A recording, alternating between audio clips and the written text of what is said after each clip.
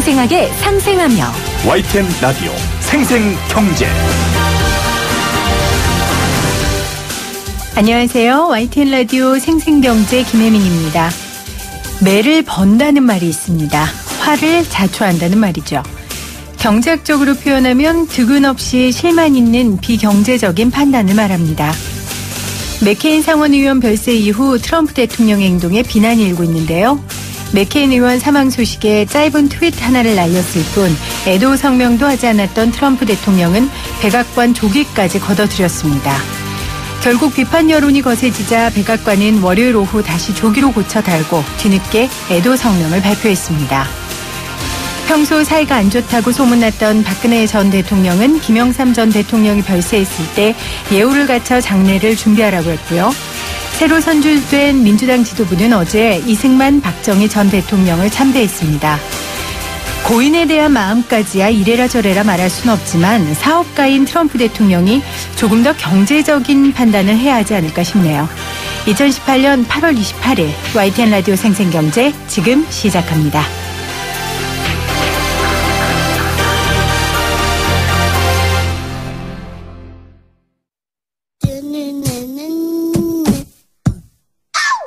생생하게 상생하며 건강한 경제 방송 YTN 라디오 생생경제. 매주 월요일 전해드린 소식인데요. 오늘은 화요일 날 전해드립니다. 가장 맛있고 싼 제철 식품은 무엇인지 한 주간 재래시장과 대형마트의 생생한 물가 정보를 살펴보는 장바구니 생생물가 한국농수산식품유통공사 이윤정 대리 전화 연결돼 있어요. 대리님 안녕하세요. 네, 안녕하세요. 서울은 비가 내립니다. 나주는 좀 어떻습니까? 나주는 오늘은 지금 비가 안 오는데 네. 어제는 이 호우경보 재난문자까지 올 정도로 비가 정말 많이 내렸어요. 네. 네, 근데 이렇게 비가 한번 좀 시원하게 내리니까 저는 파전 생각도 좀 나더라고요. 저랑 똑같네요. 네. 네. 근데 마침 이번 주 제철 농산물이 또 대파거든요. 그래서 이 대파를 좀 드셔야 하는 이유를 알려드리면요. 일단 비만 예방에 좀 효과적인데요. 네. 이 고기하고 파의 조합이 또 굉장히 좋잖아요. 아유, 맛있죠. 네, 그쵸. 특히 돼지고기랑 파를 같이 드시면요. 콜레스테롤이 몸속에 흡수되는 걸 억제해줘서 비만을 예방해주기도 하고요. 또 대파에는 이 알리신 성분이 많이 있어서요. 면역력을 높여주면서도 이 잔병과 감기에도 좀 좋은 음식이에요. 저는 안 그래도 어제 못 참고 파전 먹으러 갔었거든요. 네. 그래서 정말 맛있더라고요. 그래서 청취자분들께도 강력 추천드리고 싶어요. 막걸리를 함께 더하면 더 맛있습니다. 그랬죠. 네. 정말 한국 음식에는 거의 모든 음식에 파가 빠지지 않을 정도로 굉장히 익숙한 재료인데 건강에까지 좋다니 효자인데 대파 요리 관련해서 조리 팁도 좀 알려주세요. 네, 특히 대파를 좀 생으로 드실 때 매운맛을 없애는 게 좀 중요하잖아요. 이럴 때는 대파를 얇게 썰어서 이 찬물에 15분 정도 담가 두셨다가 물기를 빼면 매운맛이 대부분 빠지고요. 네. 또 한 가지 팁 좀 드리면 이 미역국에는 파를 넣지 않는 게 좋아요. 왜냐하면 파의 미끈거리는 성분이 미역 고유의 맛을 없애기도 하고 또 이제 파에 함유된 인과 유황 성분이 이 미역의 칼슘을 흡수해버려서 영양 효율을 좀 떨어뜨리거든요. 네. 그리고 이 가장 궁금해하실 것 같은 좀 중요한 가격은요. 지난주에는 키로당 3,100원대 거래가 됐었는데요. 지금 생산량 감소 추세가 좀 계속 이어지면서 당분간은 강보합세가 좀 유지될 전망입니다. 네, 미역과 파는 상극이라고 할 수 있다는 거 여러분들 잘 기억하시고요. 본격적으로 이번 주 물가 동향 한번 알아볼게요. 저렴하게 살 수 있는 품목은 무엇이 있을까요? 네, 이번 주는 고구마가 좀 저렴해지겠는데요. 핵고구마가 주로 전라도 김제 또 해남에서 출하가 되었었는데 지금은 경기도 여주까지로 지금 출하 지역이 확대되면서요. 공급 물량 증가하면서 가격 내려가고 있어서 지금 키로당 6,300원대에 구입하실 수 있겠습니다. 네. 또 가격 내려간 품목 보시면요. 물오징어가 저렴할 것으로 보이는데요. 그 이유가 지금 해수 온도가 상승하면서 물오징어대가 동해 쪽으로 몰리고 있거든요. 지금 동해 전 연안에 이 소규모 어장을 형성하면서 물오징어가 많이 잡히고 있어요. 그래서 이번 주는 물오징어 가격도 한번 기대해 보셔도 좋을 것 같습니다. 네, 고구마랑 물오징어 가격 내려간다는 소식이고요. 이번 주 어떤 품목의 가격이 오르고 있습니까? 네, 이번 주는 사과 가격 좀 오르고 있는데요. 경상북도하고 충청도를 중심으로 지금 조생사과가 출하되기 시작하고 있지만요. 이 올해 너무 또 날씨가 더웠다 보니까 네. 작황이 그렇게 좋지가 않았거든요. 또 그중에서도 이렇게 좀 크고 무게가 있는 상품 비율이 줄어들면서 가격도 오르고 있어서 이번 주는 10개당 21,000원대이고요. 또 배추 가격도 지금 작황이 안 좋아지면서 포기당 7,000원대 거래가 되고 있는데요. 고랭지 배추 주산지인 강원도에서 최근에 비가 자주 오면서 좀 작황이 별로 안 좋아요. 그래서 지난주에 이어서 이번 주도 지금 비가 많이 온다고 해서 가격 더 오를까 걱정이긴 합니다. 비가 적당히 필요한 만큼만 오면 참 좋은데요. 그렇죠? 네. 그렇죠. 네. 마지막으로 농림축산식품 일자리 관련해서 박람회 정보 알려주신다고요? 네, 이번 주 주말이죠. 9월 1일부터 2일까지 이틀 동안요. 서울 동대문 디자인 플라자 DDP에서 농림축산식품 일자리 박람회를 개최해요. 농식품 관련 공공기관, 농협, 그리고 민간기관 약 130개 정도 업체가 참여를 하고요. 채용 설명회에서는 이 채용 담당자가 직접 채용 정보 또 업무 특성을 소개해주고 서로 이렇게 질의응답을 할 수 있는 장이 마련되어 있고요. 네. 또 요즘 트렌드죠. 이 농식품 창업 컨퍼런스에서는 성공한 청년 창업가들의 경험담을 들으면서 그동안 궁금했던 사항들을 질문도 하고 또 노하우를 배울 수 있는 굉장히 좋은 기회니까요. 관심 있으신 분들이 있으시면 주말에 들러서 원하시는 정보 얻어가시기 바랍니다. 네, 이번 주 주말입니다. 1일부터 2일까지 이틀 동안 DDP 서울 동대문 디자인 플라자에서 열리는 농림축산식품 일자리 박람회 여러분들 많이 가셔서 원하는 정보 많이 얻어가시기 바랍니다. 지금까지 한국농수산식품유통공사 이윤정 대리였습니다. 고맙습니다. 감사합니다. 생생하게 상생하며 YTN 라디오 생생경제.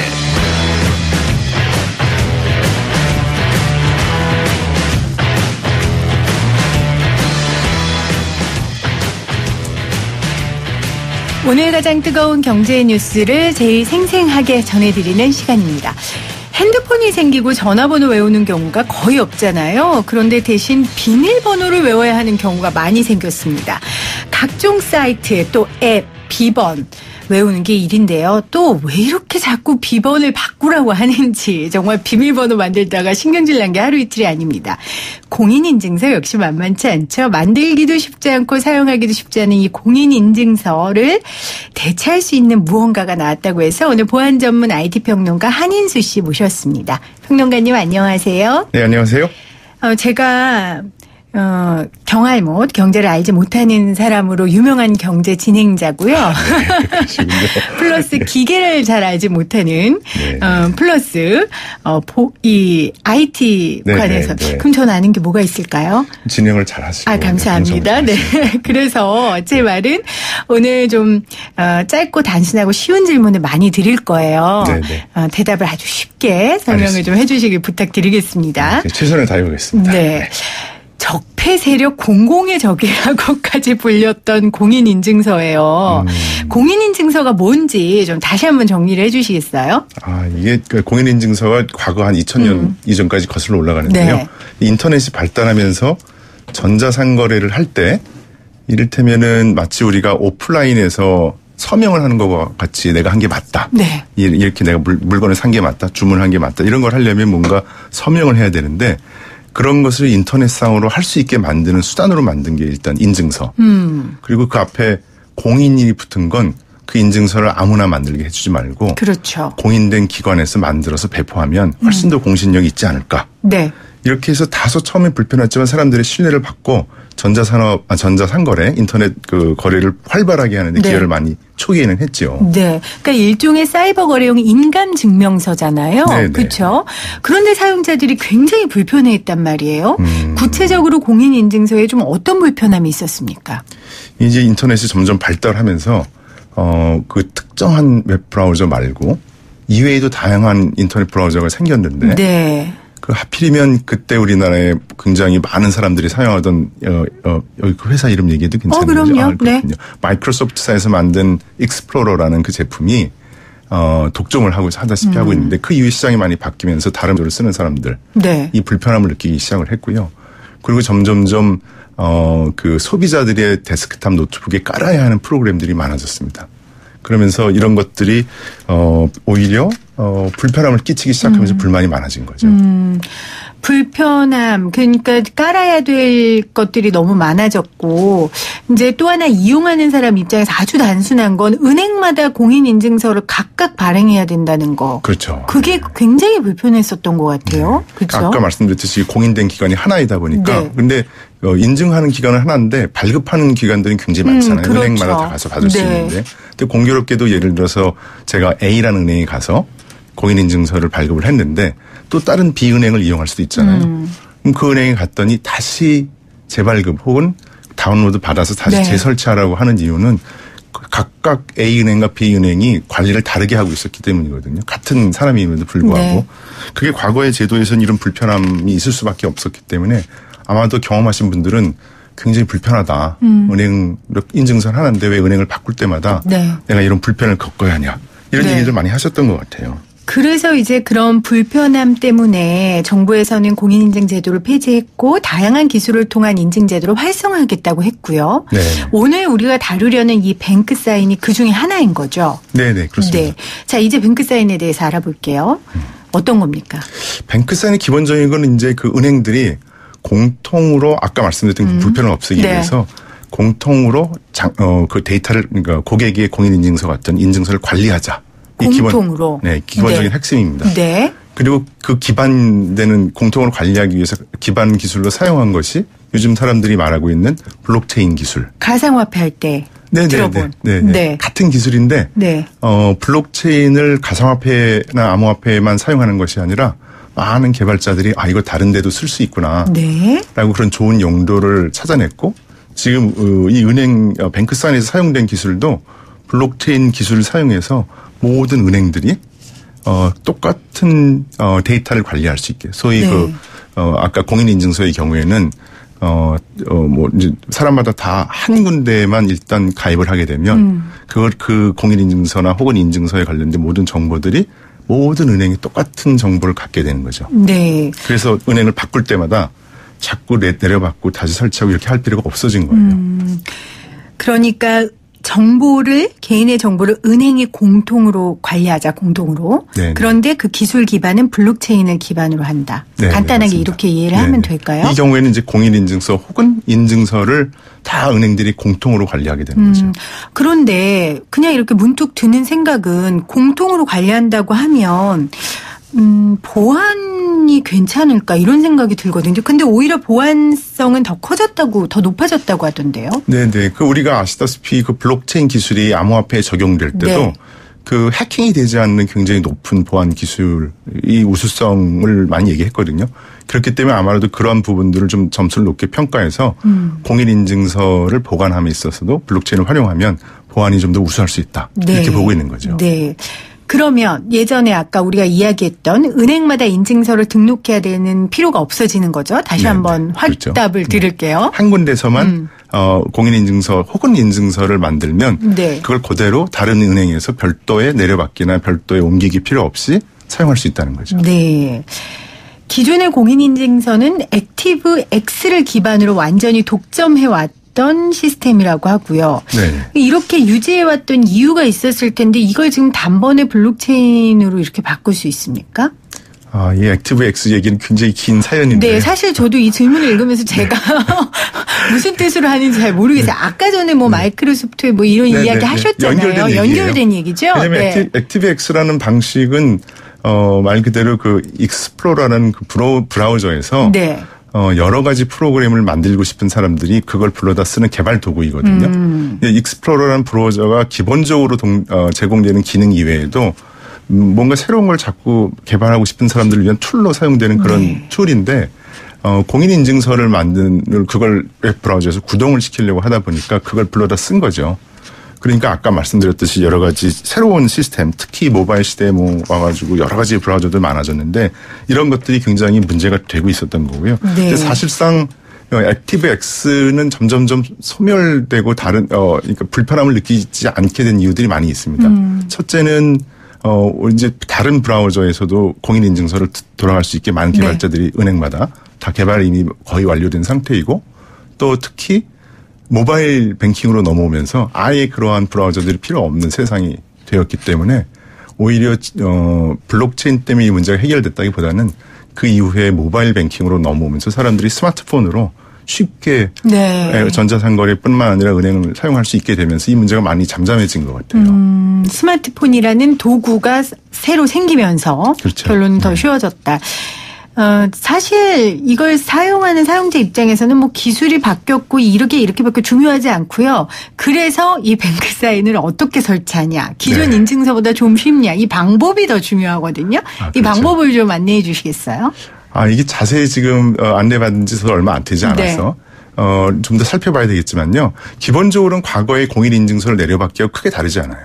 크게 다르지 않아요? 네. 그러면 별 차별성이 없는 네. 거 아닙니까? 그래서 이제 저도 그런 부분을 많이 우려하고 있는데 네. 오히려 이런 걸 또 하나 내려받게 된다면 그러니까요. 소비자들한테 또 다른 불편, 공인인증서보다 좀 편리해진 부분 아까 앞에서 말씀드렸던 것처럼 다른 은행을 옮겨 다닐 때마다 네. 새로 내려받기를 할 필요는 없다.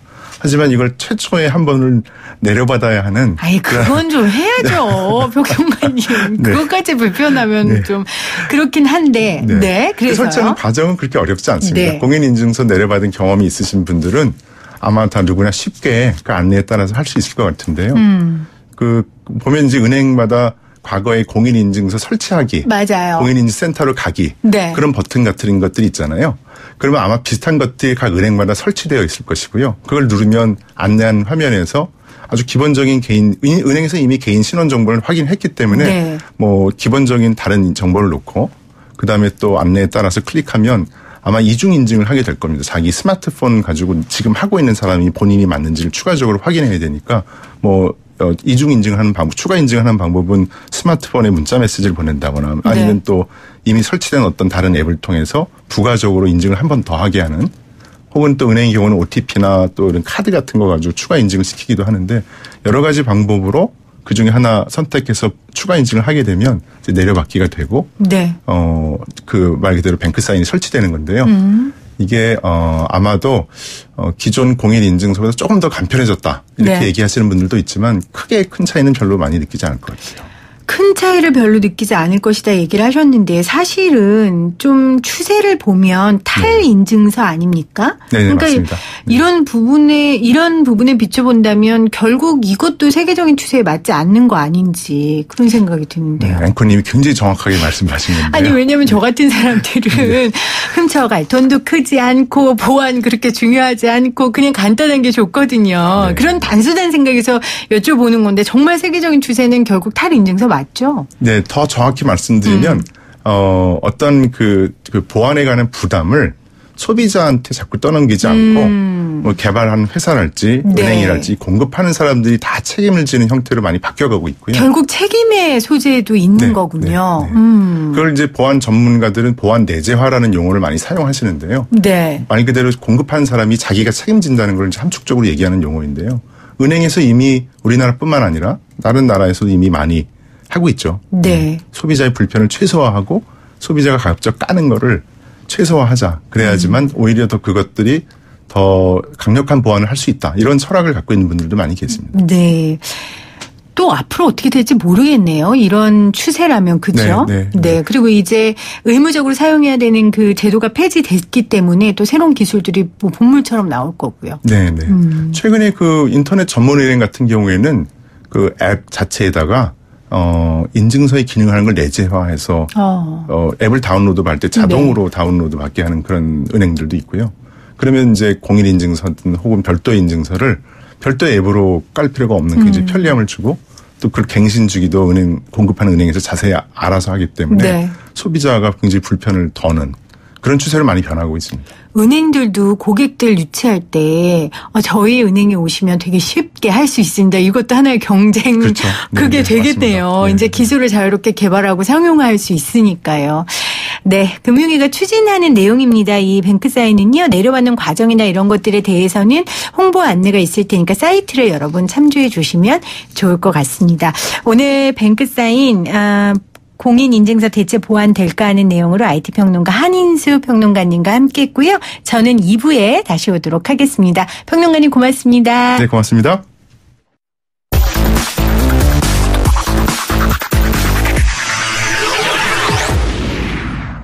생생하게 상생하며 YTN 라디오 생생경제.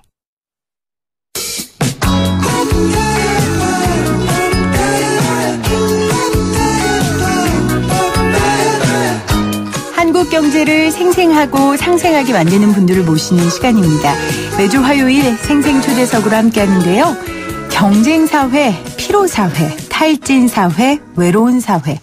지금의 대한민국을 표현하는 단어들은 대부분 절망적이고 힘겨운 현실을 담고 있습니다. 어려움의 원인은 다양하죠. 하지만 개인에게 경제적인 어려움이 있을 때, 먹고 사는 기본적인 문제가 해결되지 않을 때 사람은 가장 절망적이고 힘든 상황이 됩니다. 대한민국의 먹고 사는 문제로 힘들어하는 분들 참 많이 계시죠. 이런 분들을 어떻게 하면 잘 도와줄 수 있을지 고민하고 또 여러 이해관계를 조율하는 분입니다. 경제사회노동위원회 문성현 위원장과 오늘 생생초대석 함께합니다. 위원장님 안녕하세요. 예, 불러주셔서 고맙습니다. 네, 예. 30년간 노동운동 하셨죠? 예, 그렇습니다. 노동운동 현장가로 계시다가 이제 경제사회노동위원회 위원장이라는 중한 일을 맡고 계신데 경제사회노동위원회가 어떤 곳인지 먼저 위원장님 소개 좀 해주세요. 그리고 조금 전에 이제 제가 그 30년간 노동운동을 했다. 네. 그 말씀하시지 않습니까? 근데 그것도 있지만 제가 좀 말씀드리고 싶은 것은 그냥 제가 평범하게 30년 한 건 아니고. 아유, 치열하게 하셨더라고요. 그러니까 이제 가장 치열했던, 엄혹했던 시기를 지나오면서 이제 많은 그 갈등의 현장에 있었고. 네. 그런 갈등의 현장에 있으면서 초반기에는 저는 이제 투쟁하면서 돌파해서 아마 횟수로는 6번 제가 제 구속을 제일 많이 된 거 아니냐. 아마 문재인 대통령께서 저를 경제사회노동위원회를 맡기신 것은 그만큼 갈등의 현장에 많이 있었으니까 또 싸움도 제일 많이 해봤으니까 네. 싸움을 제일 말릴 줄 알 건 아니냐 해가지고 저를 시킨 것으로 네. 알고 있습니다. 그러면 경제사회노동위원회는 싸움을 말리는 곳입니까? 그렇죠. 여기는 지난번 최저임금 논의를 둘러싸고 네. 뭐 민주노총도 들어온다, 한국노총도 뭐 어떻게 한다, 또 경총이나 사용자 단체들도 한다 안 한다. 제가 이런 이야기를 했어요. 그래 임금을 둘러싸고는 노동자와 사용자는 입장이 분명히 다르다. 그렇죠. 그러니까 일하는 사람들은 보다 적게 일하고 임금을 많이 받아갔으면 좋겠다. 그리고 일을 시키는 분은 더 시키고 덜 줬으면 좋겠다. 네. 이건 누가 옳고 그런 것이 아니라 명백히 입장이 다른 거죠. 그럼 이걸 가지고 우리가 이제 문제를 풀 때 나는 옳고 너는 틀렸습니다. 이렇게 하면 문제가 안 풀리지 않습니까? 네. 그런데 이제 어쨌든 그러면 조금 전에 말씀드렸던 아주 제가 간단하게 말씀드렸던 그 구조를 놓고 보면 그래 서로 옳은 걸 주장하려면 그냥 주장하면 돼요. 그 밖에 주장하면 싸우면 되는데 근데 문제를 풀려면 어떻게 해야 되느냐. 반드시 만나서 이야기를 나눠야 되고 네. 나누면서 상대방의 입장을 이해를 해야 되고 또 내가 하는 것은 의거지가 아니라 합당한 근거를 가지고 설득을 해야 되고 네. 하는 이런 과정이 필요한데 제 이제 경제사회노동위원회라 하는 조직은 밖에서 싸울 문제는 싸워라. 싸울 건 싸워야 되지 않습니까? 네. 그러나 대립할 건 대립해야 되고 다만 그 문제를 풀려고 한다면 여기 들어와서 같이 이야기를 해봅시다. 해보고 서로 너는 옳고 난 틀린 것이 아니라 상대와 입장을 이해하면서 의견을 좁혀봅시다 하는 이제 그런 틀로 이해하시면 되겠는데 예전에 노사정의 전신인 거죠. 네. 노사정위원회의 전신인 거고 이제 그 당시에 여러 가지 과정을 거쳐서 민주노총이 빠졌고 이런 상황에서 중단돼 있었는데 문재인 정부 들어오면서 경제사회노동위원회라는 이름으로 다시 만들어졌습니다. 아까 위원님이 굉장히 공감 가는 말씀을 하셨어요. 이게 명백히 다른 입장을 풀어야 할 때 반드시 만나서 이야기를 나눠야 된다. 그리고 이 명백히 다른 입장이라는 게 선악의 문제가 아니다. 저도 요즘에 이 생생경제 인터뷰하면서 노동자, 자영업자, 사용자, 정부 이야기를 들어보면 다 맞는 것 같아요, 위원장님. 네. 이 이야기를 다 듣고 조율하실 때 갖고 계신 원칙이 있으세요? 뭐 다른 이야기 최저임금 가지고 이야기를 해볼게요. 네, 예를 들면 네. 가장 요즘 최근에 조정하셨던 가장 큰 사건이니까요. 네. 최저임금은 노동자로 봐서는 받아야 되는 문제지만 또 줘야 될 입장에 줄 수 있어야 돼요. 그렇죠. 줄 수 있고 받을 수 있어야 되는데 이 최저임금 문제가 복잡하고 어려운 이유는 받는 노동자들도 어려운 노동자들이에요. 임금을 아주 제일 적게 받는 노동자들이기 때문에 조금이라도 더 받고자 하는 절실함이 강해요. 주는 분들, 중소기업이나 자영업 소상공인들은 또 기업하시는 분들 중에서 가장 어려운 분들이에요. 가장 어려운 분들이 만나서 한 분은 더 받았으면 좋겠고 노동자는 하시는 분들은 오르는 만큼 아주 어렵고 이게 두 개가 만난 거예요. 한 분은 절실함과 한 분은 절박함이 만난 거죠. 제 표현이 맞죠, 그죠? 네, 맞네요. 절실함과 절박함이 만난 거라. 그럼 이 문제를 풀기 위해서는 그냥 단칼로 풀 수가 없어요. 그렇죠. 근데 이제 다들 생각은 10,000원 주면 좋지. 근데 여기서 조금 우리가 부족했던 거는 줄 수 있는 문제를 좀 더 고민했어야 된다는 게 제 고민이에요. 네. 줄 수 있도록 해야 된다. 그러니까 왜 그럼 중소기업 하시는 분들도 소상공인들도 나 10,000원 줬으면 주겠다. 얼마나 좋냐. 그런 말씀 하지 않습니까? 그럼요. 많이 들었죠. 많은 그런 말씀 하셨잖아요. 근데 지금 현재는 저희들 인정해요. 줄 수가 대단히 어려운 조건에 있다는 걸 이해한다. 그래서 이제 작년에는 일자리 안정자금이라 그래가지고 15만 원씩 보태드렸어요. 일자리 안정자금. 금년에는 산입 범위를 풀어가지고 도움이 되도록 해드렸어요. 근데 그럼에도 불구하고 중소기업 하시는 분들이 그럼 좋다. 언제까지 정부에서 지원해 줄 거냐? 너무 근시안적인 대책이다. 너무 언제까지 해줄 거냐? 그럼 이래줘서 나중에 안 해주면 어떻게 할 거냐 하는 문제가 제기되는 것이고 또 4대 보험도 마찬가지. 지금은 도와주지만 언제까지 해줄 거냐 있는 문제고. 또 하나 산입범위 문제만 하더라도 그것도 그래도 뭐냐면 상여금이라도 주고 식비 교통비도 줄 수 있는데 도움 되는 거지. 우리가 아주 어려운 데는 상여금도 없고 식대 교통비도 없다. 네. 거기다가 이만큼 올려버리면 어떻게 하느냐. 이런 문제가 있긴 다 이해를 해요. 그러면 줄 수 있도록 하려면 어떻게 하는 게 좋을 것인지를 우리가 사회적으로 고민하게 됐다는 거죠. 물론 체증별로서 어렵다는 건 충분히 한 바탕 위에서 줄 수 있도록 하는 것. 뭐냐면 원하층에 있어서 하층 단가의 문제를 우리가 고민을 해봤나. 안 해봤다는 거죠. 후려치기라든 이런 문제. 그 일부에서 이야기되고 있는 임대료 문제에 대해서 진지하게 고민해봤나. 감영전 본부와 이 사이에 수수료 문제.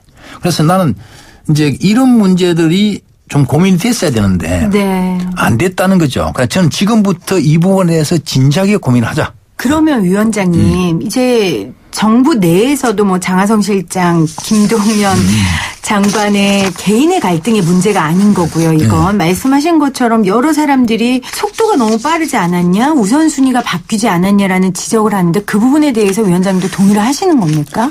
지불 능력과 관련된 문제들에 대한 충분한 검토와 대책이 마련되지 않은 점에 대해서는 저는 동시에 됐어야 되는데 적어도 지금 부담이 되지만 이걸 언제까지 어떻게 할게 라고 소상공인들에게 안심을 해줘야 되는 이게 없다. 방향은 맞지만 그렇게 이제 그렇게 하죠. 지금부터 그걸 해야 된다. 근데 네. 이 문제는 네. 어디에 가 있느냐? 국회에 가 있어요. 그 국회에 계신 분들한테 호소하고 싶은 거는 정말 이걸 민생을 생각한다면 여야 구분 없이 이 부분은 프레임 전쟁하지 말고 해줬으면 좋겠다. 참 말씀하신 것처럼 국회에서 해결해 줘야 될 문제들이 많은데 고스란히 이 피해를 가난한 노동자와 가난한 사용자가 받고 있고요. 위원장님 한 인터뷰 보니까 일단 최저임금을 10,000원까지 올리고 그 이후에는 물가 인상분만큼만 올려도 충분하다 이런 말씀을 하셨어요. 좀 부연 설명을 좀 듣고 싶습니다. 이제 지난 대선에서 모든 후보들이 10,000원 이야기했어요. 그럼 왜 10,000원이냐? 10,000원 무슨 의미냐? 기준이 없지 않습니까? 어디서 출발하게 할 거냐. 저는 한 2,500만 원 정도 받으면 둘이서 보면 5,000만 원이니까. 네. 그러면 우리 젊은이들이 어디서 무슨 일을 하든 자기가 하고 싶고 잘할 수 있는 일을 할 수 있는 거 아니냐. 그러니까 최저임금 그냥 그래서 젊은이들의 미래의 희망을 본 거예요. 그럼 2,500만 원을 역산해 보면 이제 10,000원이라 돼요. 그러니까 이제 그렇게 된 거고. 그러면 이제 왜 10,000원이 되면 정리가 되냐 하면 2,500만 원 정도 받으면 더 이상 많이 올릴 필요가 없어요. 물가 수준에다가 생산성 정도만 조금만 보태면 우리나라도 실질적인 삶의 현실에서 불편함이 없다. 그리고 국제 기준으로 봐서도 떨어지지 않는다. 네. 그래서 2,500만 원만 되면 지금처럼 우선 많이 올릴 필요가 없다. 정리될 것이다. 이런 질문이 갑자기 생깁니다.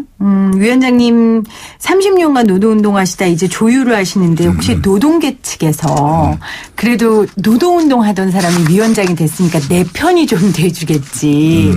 사실 위원장이라는 건 공정하게 해야 되잖아요. 서운해하거나 그런 사람들 없어요.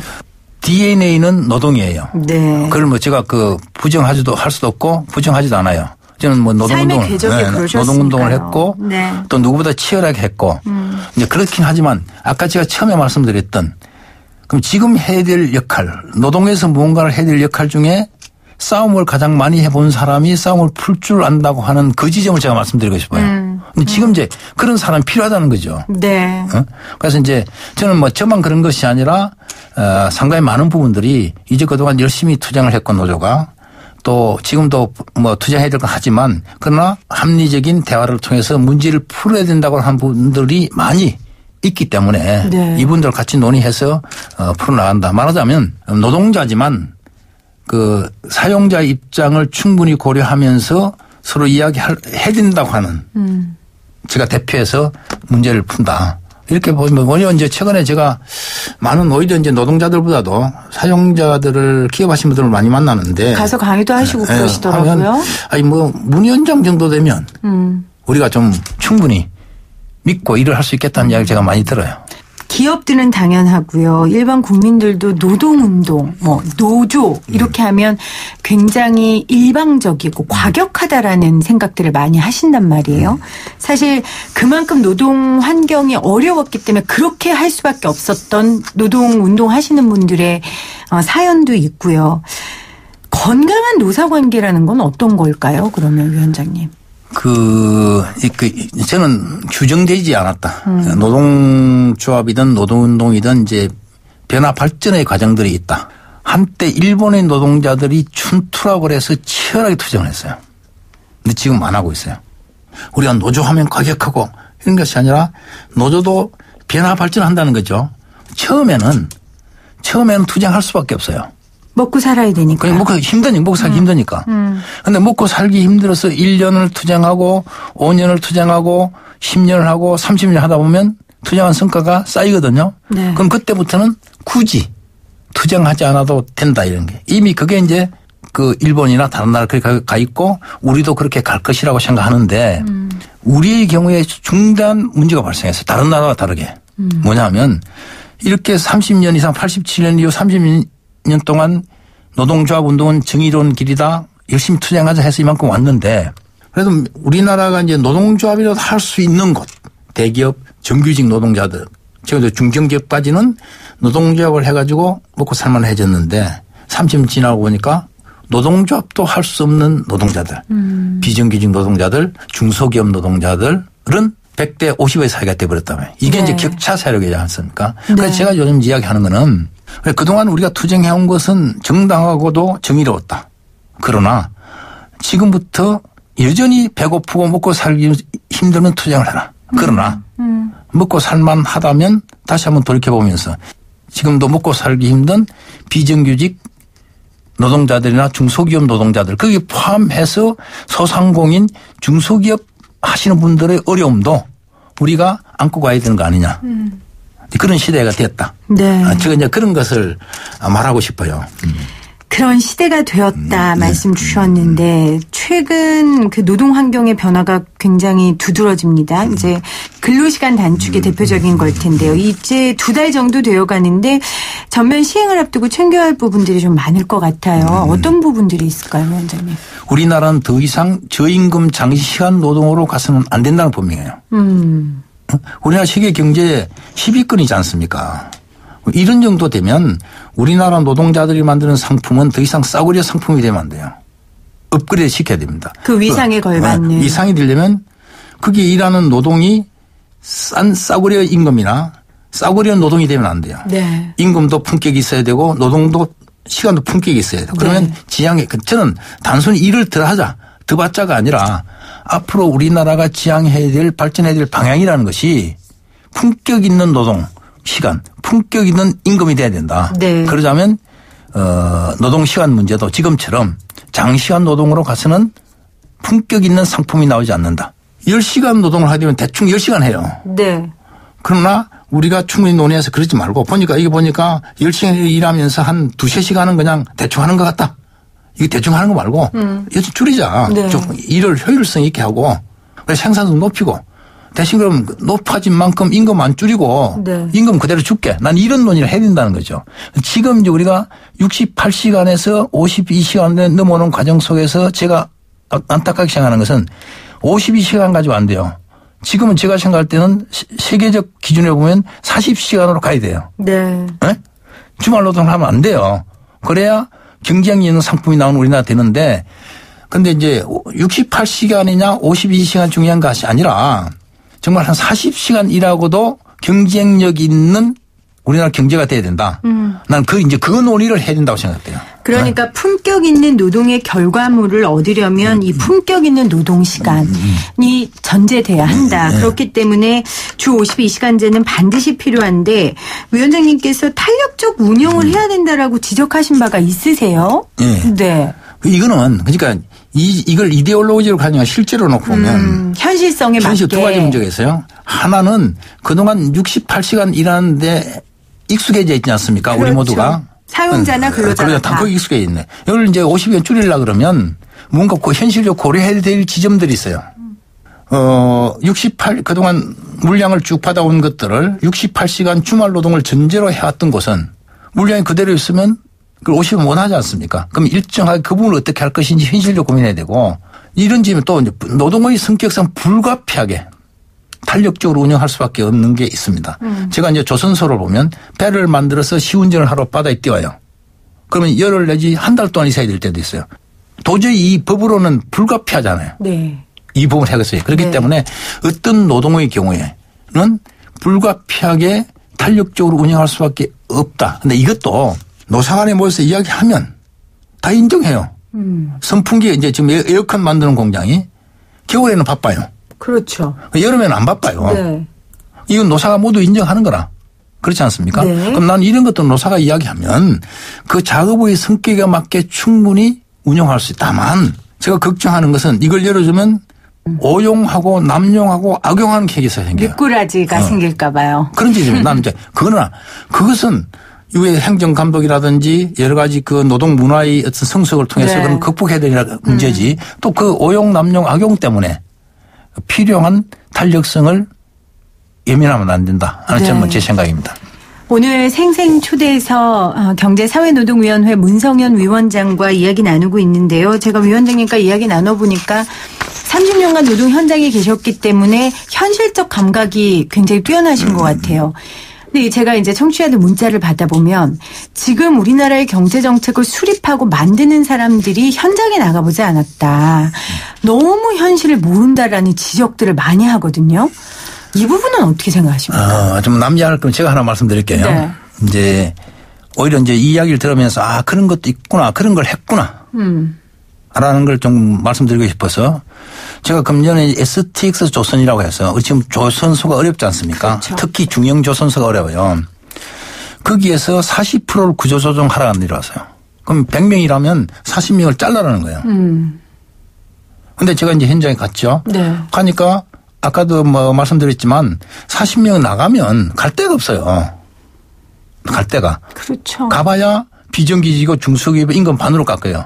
그러니까 여기 있는 노동자는 죽어도 못 나가는 못 거지. 가죠. 못 가는 거지. 그런데 회사는 또 살기 위해서는 또 절대로 정리를 해야 돼요. 안 그러면 안 되니까. 네. 근데 이걸 어떻게 해결할 거냐지. 이걸 어떻게. 그래 이제 제가 가서 해결한 거는 자 그러면 둘 다 서로 인정해야 된다는 거죠. 서로를. 그러면 할 수 있는 거는 뭐냐. 자 6개월씩 순환 휴직하자. 우리는 정규직 신분을 그대로 갖고 네. 비용은 반으로 줄여주자. 그렇지 않습니까?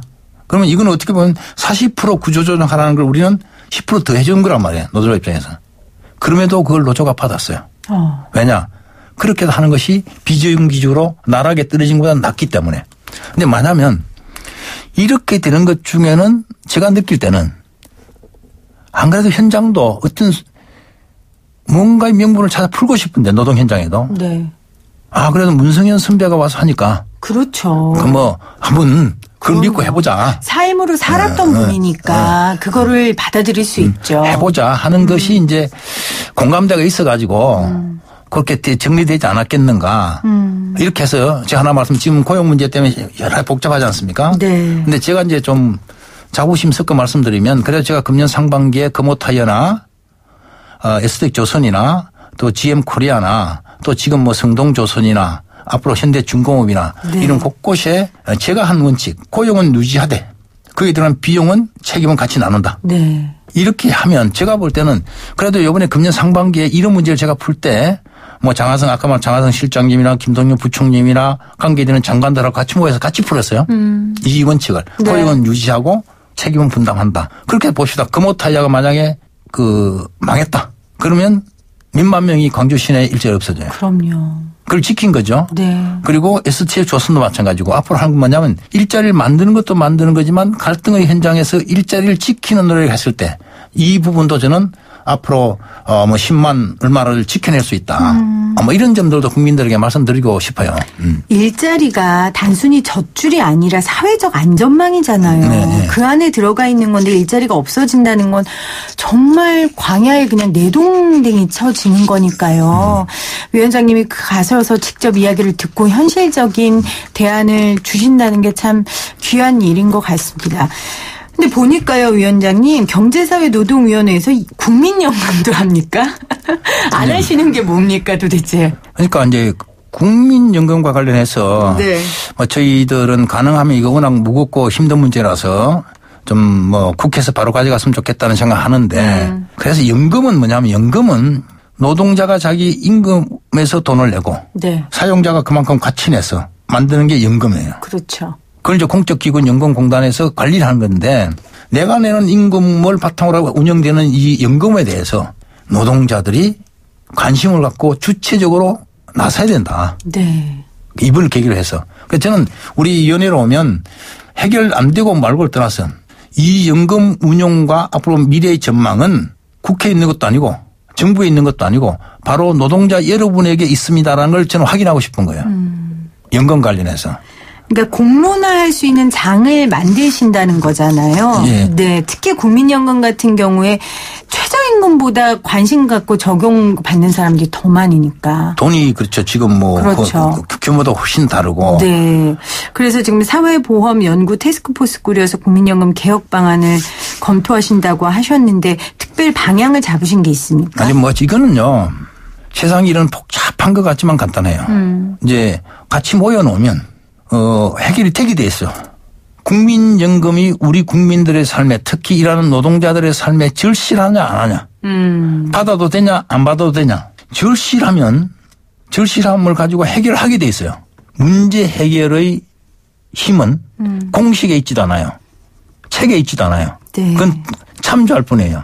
최저임금 관련된 문제라든지 저는 최저임금 관련 없이 앞으로 소상공인이나 중소기업은 반드시 살려야 된다 생각해요. 그럼요. 우리나라 국민들의 80% 이상이 중소기업에 있어요. 너무 절실해요, 그분들. 소상공인도 국민들의 4명 중 1명이 소상공인이에요. 700만입니다. 이거는 그 뭐 최저임금 관계없이 우리 소중한 국민으로서 또 가장 어렵게 사는 국민을 살려야 돼. 그러면 이걸 살리면 어떻게 해야 되느냐.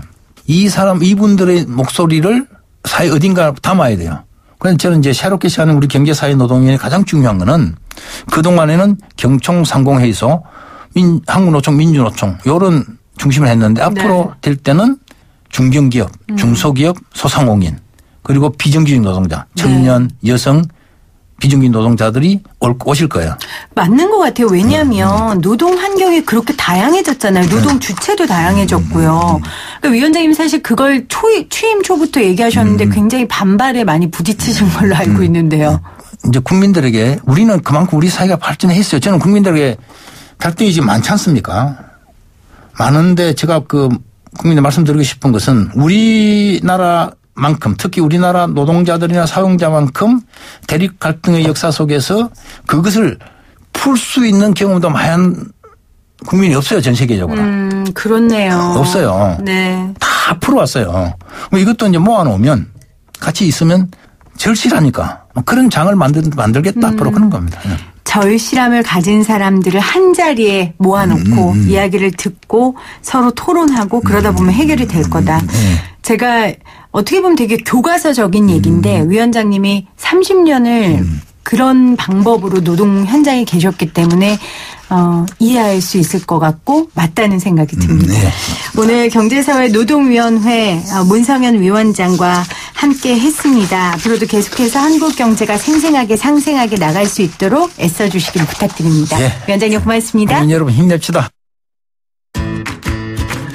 YTN 라디오 생생경제 함께해 주신 여러분 고맙습니다. 오늘의 마무리는 위원장님이 하셨던 국민 여러분 힘내십시오 라는 말로 저도 대신하도록 하겠습니다.